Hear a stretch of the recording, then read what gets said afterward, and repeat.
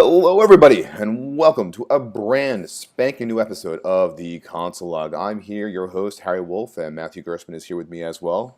I am your co-host for this evening or morning or afternoon. I don't know. You can listen whenever you want.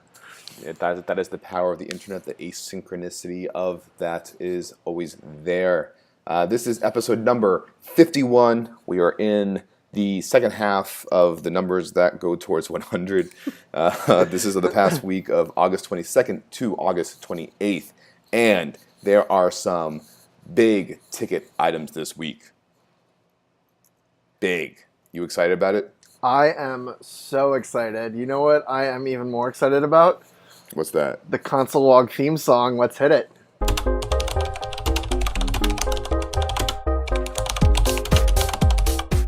First big ticket item of the week, a news item that I am so excited about, Matthew's so excited about, the internet is so excited about. Babel 7 was finally released as a final, in its final form. It is fully evolved in the stages of Pokemon. It is in the third and final stage. It is final. I thought you were going to go for Final Form Frieza.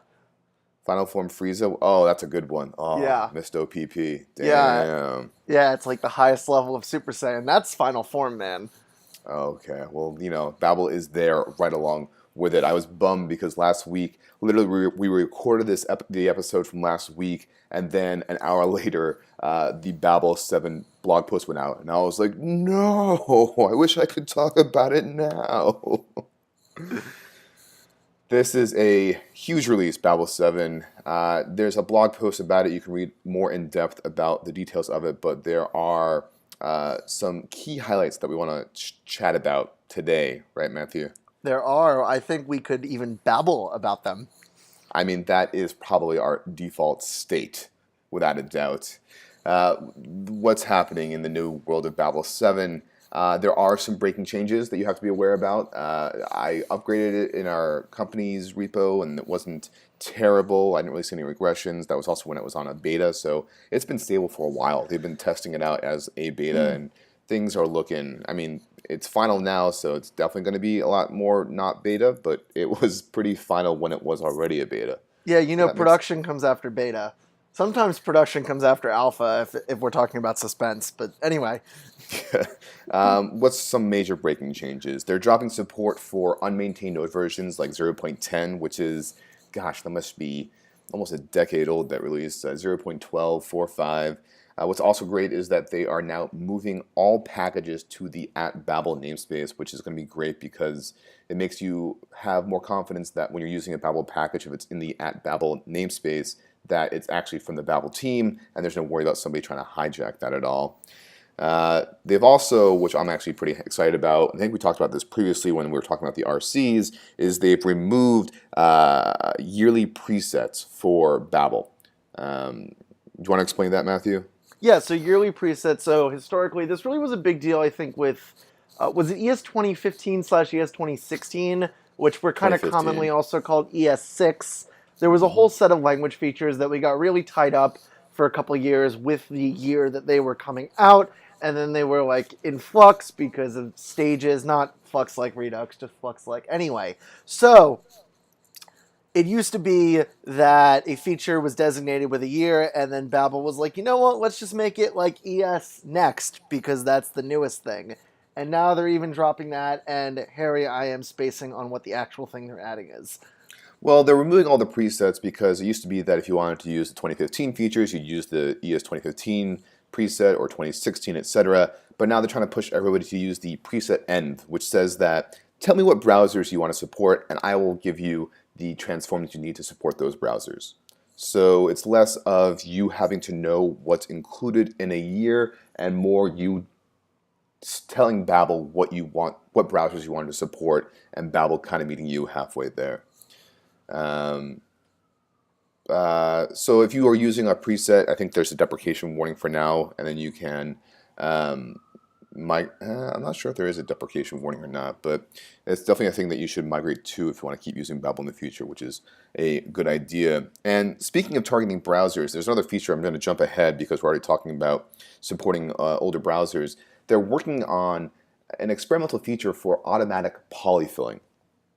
And the short version of what this means for you is that, let's say you're trying to target IE10, which does not have promises by default. In the automatic polyfilling world, you'd have to say import the promised polyfill, and everything would be happy because you'd have a polyfill for the promise. However, you may be targeting a browser that already has a promise, so then you have to know to not actually include that polyfill. So what they're trying to do is allow for Babel to look at your code, see what features are not supported in a browser, and then selectively include those polyfills. And the benefit of this is that you will have a altogether smaller package delivered to the browser because you will only be including polyfills for the features that you are actually using. Hopefully did that make sense? Yeah, it's super cool. I mean, the number of times I've had to be like, are we polyfilling for includes? Is that a function I'm allowed to use? Oh, and then I go check the polyfill file and it's there. So it's nice that they're just like taking care of it for you and that it's built in. One more thing is before we move on off of Babel, I want to point out that Babel is one of the very few open source projects that is built entirely independently. We were talking about this with Vue last week, but Henry Zhu runs Babel as his full-time, not working for a company job, and Babel is always fundraising on Open Collective. So if you appreciate Babel, they do not have all the money in the world like Microsoft or Google or Facebook with their open source projects. So consider giving them a couple bucks. I know it'll make Henry happy. Yeah, so in the blog post, you actually see a section calling this out directly. And what's fun is my tweet about this is actually included in there. This was from React Rally, where Henry gave an amazing talk there, and everyone stood up and applauded and said, "Thank you, Henry." However, I wanted to take that a step further and say, well, put your money where your mouth is, and let's actually contribute directly to the supporters of Babel. So I actually made a little tip jar, tips for Babel. The 4 isn't intentionally made backwards, like a little kid did that, because I am a little child. Someone tweeted at me being like, "The 4's backwards." I'm like, I know that. That was the joke. Yeah, because it's babbling. We're babbling about Babel. So yeah, definitely if you can contribute, do contribute. And then before we do move on to Babel, I want to mention a few other things that are important for you to know. They have a new tool called Babel Upgrade that is hoping to make the upgrade process less painful and automate the process itself. So I haven't tried it myself, but if you do try it, let me know. Talk about it on the Spectrum community or tweet at me or Matthew and let us know what you think about that. We talked about this before. They're introducing a new Babel.config.js that you have the ability to selectively override what Babel transforms you want to apply to files in your directory. And the too long didn't read about that is, let's say you want to have a certain transforms for Babel applied to your source directory and different transforms applied to the test directory, or even different transforms applied to your node modules directory. This new Babel.config.js gives you more power and configuration for figuring out how you want Babel to transform your files, which is really exciting. And then last and not least, something that I'm very excited about, because I'm excited about everything, is that Babel 7 now has not built in, but it has support for TypeScript, which is pretty cool. And what that means is that now Babel can read in TypeScript files, understand the abstract syntax tree of it, and then transform it and spit out the non-typed version of that file.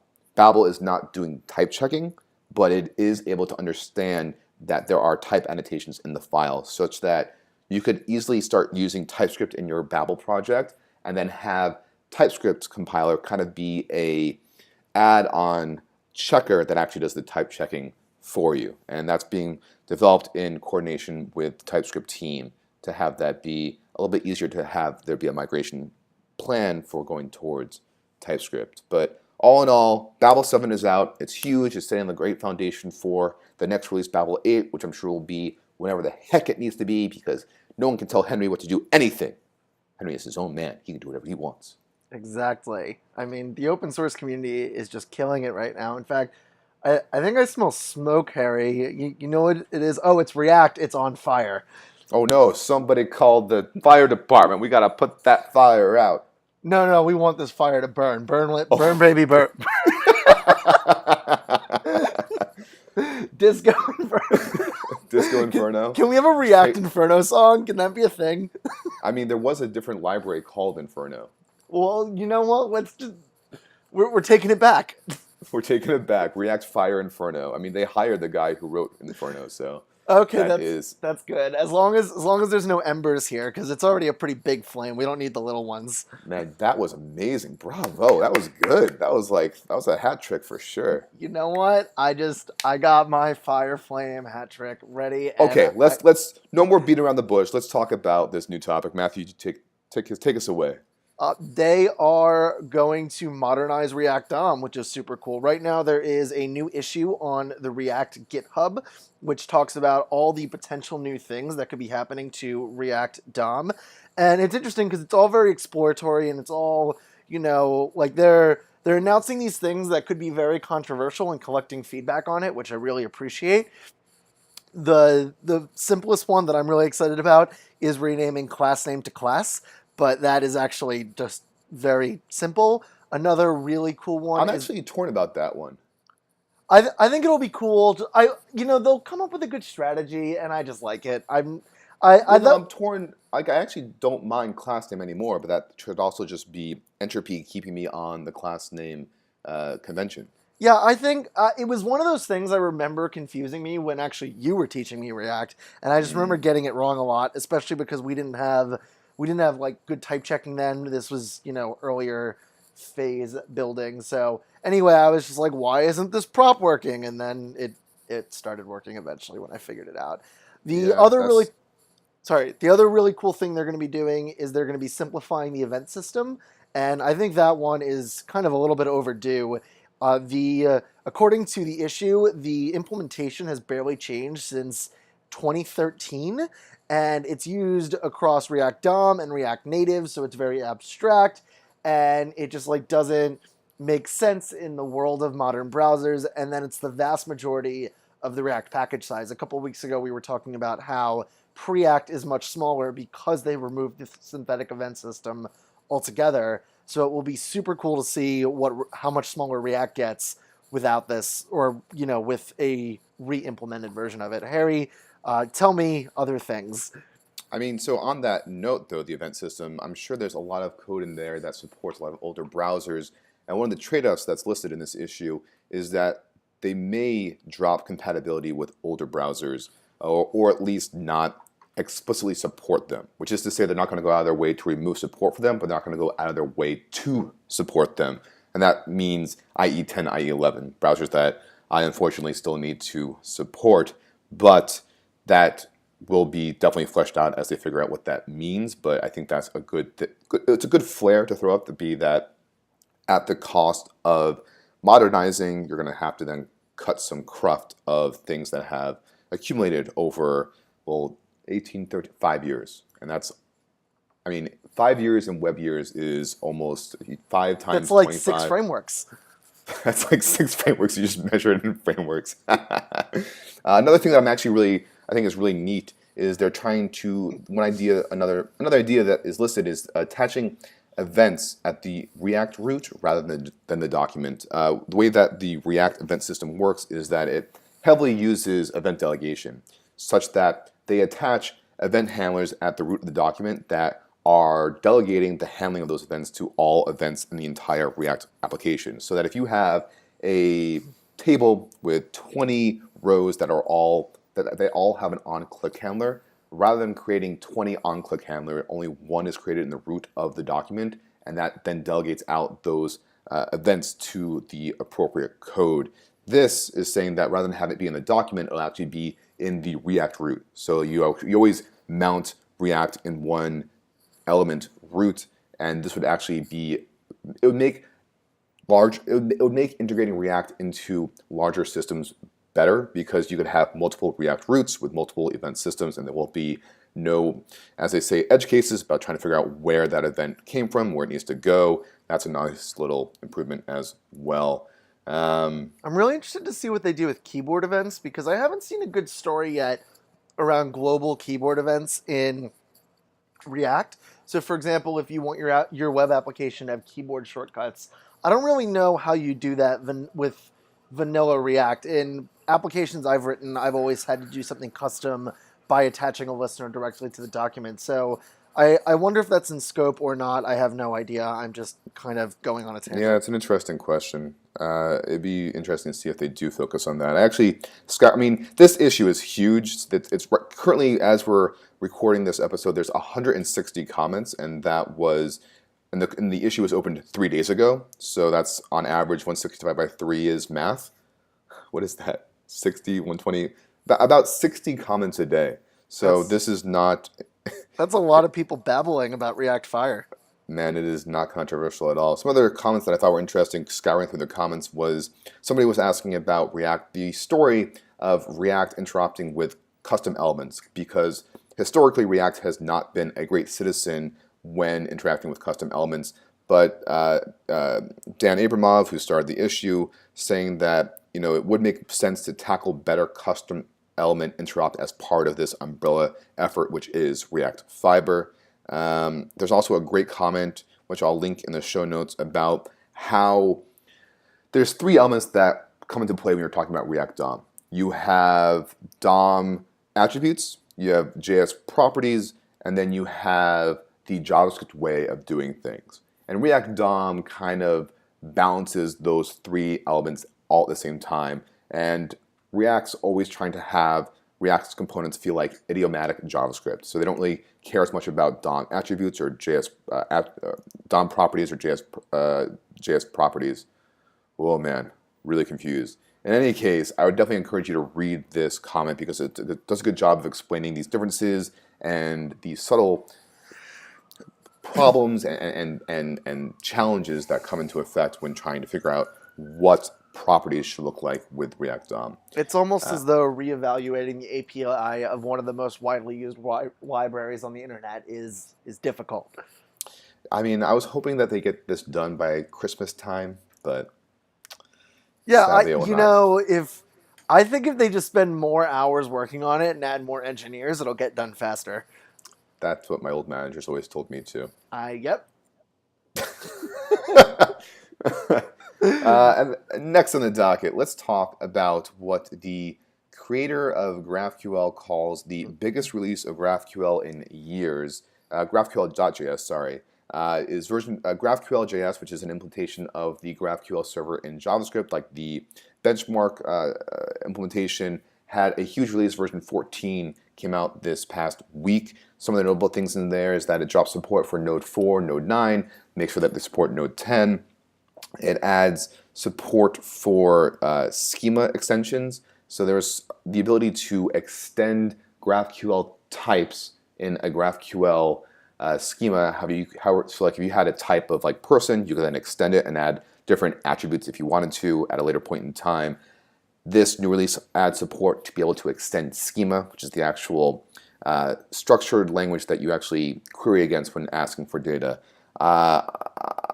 I'm not sure exactly why he thinks it's the biggest release, but I mean, if you look at the changelog, it's long. There's a lot of new things, fixed things. It's now using Babel 7, so it's also babbling as well. But if you are using GraphQL, if you're using GraphQL.js, 14 is out, and definitely think you should get on that upgrade train. Yeah, I still haven't actually used GraphQL. I haven't even written a side project with it yet. So unfortunately, anything I would say about it would be pure babbling as opposed to productive. I mean, if we had a keyword this episode, it would definitely be babbling. Sorry, that was a weird pause. If we were like our friends at Front End Happy Hour, we would drink every time we said babble. Yeah, right at 11 a.m. when we're recording this. But, 11 a.m. it's so... Normally we record at 5, so it's 5 o'clock that is somewhere. True. That is the drinking time. I'm not sure we could be as helpful if we were drinking. Maybe more helpful. You don't know. Okay, let's talk about the last news item of the week, a non-controversial topic. God, my sarcasm is heavy on these episodes. Yeah, this is the more controversial topic. This is the most, yeah.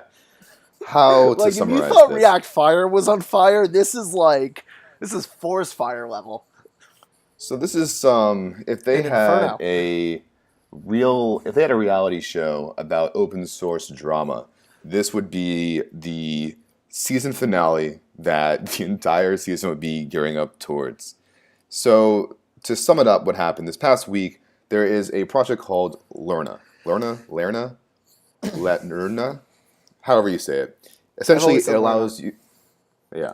Essentially, it allows Lerna is a project that allows you to better manage a monorepo. A monorepo, all these terminologies, is when you have one Git repository with multiple npm packages inside of it. And Lerna helps you administrate and upgrade and figure out dependencies between all those views. This past week, I'm going to present this without comment because I am not getting involved because this is just so strife with controversy. A contributor to Lerna, Jamie K, introduced a new change to the privacy policy. Is that what it's called? No, it's the software license. The software license, sorry. He added a new change to the software license, explicitly removing the ability for companies that collaborate with ICE, which is a U.S. Government body that has a lot of controversy around it. Again, not delving into that because I just like talking about tech. But he added a new update to the license saying that companies such as Microsoft, Palantir, Amazon, to name the top 3 on the list, were not allowed to use future versions of Lerna because he's trying to enact change through open source software. This spiked a huge controversy in the community. I mean, you can read the initial PR, which is linked about why ICE is not favored by many people, and this thread is small. But what happens is, I think within 24 hours, huge controversy blows up on Twitter, and the Lerna team ends up reverting that license change and also removing Jamie from the organization. So then that thread also, they did a good job of locking these threads before they got too bad. However, if you Splunk in the list of issues, there was a few additional issues opened up that definitely had, there's one issue that has 95 comments that, just spiraled into very unproductive talk, in my opinion, because these things do, I think people's emotions definitely flare up and get in the way of trying to get somewhere. But, that's just fun and games in the world of open source. Yeah, I mean, this one was particularly political. This is worse than when they tried to merge underscore and Lodash. I almost said undash, which maybe that's what it would have been called. Well, that was a long time ago, yeah. Yeah, that's one of my favorite toxic threads, though, as far as toxicity goes. Yeah, every so often. I mean, the world's just getting heated up, and this is definitely an example of that. But, keeping you abreast of the going-ons in the world of JavaScript. This is a JavaScript project. Whatever your opinions may be, you're welcome to make your own judgments. But what I found most interesting about this was just how quickly the initial PR was made, and then the subsequent PR was made after that. Like, it was just very fast. Literally, if you had just skipped 24 hours, you would not have heard about this at all, which is in some ways good, I guess, that it was able to be addressed one way or another so quickly, so it didn't drag on. But I wonder, was this PR? I don't even want to get too into it, but it looks like this PR was approved by someone. It was approved by an org maintainer, and then people pushed back, and yeah, I don't think there's a right answer here. It's pretty heavy, man. But to finish this off with a joke, the Lerna team has learned something. Is that okay? Yeah, the Lerna team learned something, and I have a lighter note. I am doing my own personal segment on dad jokes this episode. Oh, yeah? And by my own personal segment, I mean I'm reading tweets from Kent C. Dodds from like 2 weeks ago or a week ago. Oh. I don't know. But I saw these, and I set myself a Slack reminder to make sure that I brought this up. So the first one is, when I look at chocolate, I hear 2 voices in my head. The first one says, "You need to eat that chocolate." The other voice goes, "You heard him, eat that chocolate." The other Kent C. Dodge joke is, what did the judge ask when he went to the dentist? Do you swear to pull the tooth, the whole tooth, and nothing but the tooth? And those are the dad jokes that I stole from Kent C. Dodds. Yeah, he was on a roll. He was having a good time. Yeah, our friend Sean tweeted, this was how I discovered this. I think someone broke Kent Dodds. Can anyone turn him on and off again? Okay, and that was episode number 51 of the Console Log. Matthew, always a pleasure having you on. Thank you, Harry. I am excited to be here. We are going to take a break, which I think you already said, right? Actually, I think I completely forgot to say that, but Okay. Well, yeah, I think September, we're gonna take a little vacation just to recharge. September's a busy month for myself. I'm not sure about Matthew, but the amount of extra effort to get these out in September is not worth the stress. Then the quality will definitely suffer. So rather than just stressing ourselves out, we will say goodbye until October. But you can still interact with us on Twitter. Just last night, I put up a tweet storm live commenting as I was listening to a Harry Potter audiobook, so go check that out. It makes me feel good when you look at these things. And you're welcome to check out my tweets, which are usually nonsense, but that, I think, is why you tune in. Well, it's because you're always babbling. Man, there you go. And with that, we bid you adieu and hope to hear from you again in October. Have a very cool September. Bye. Bye. Bye.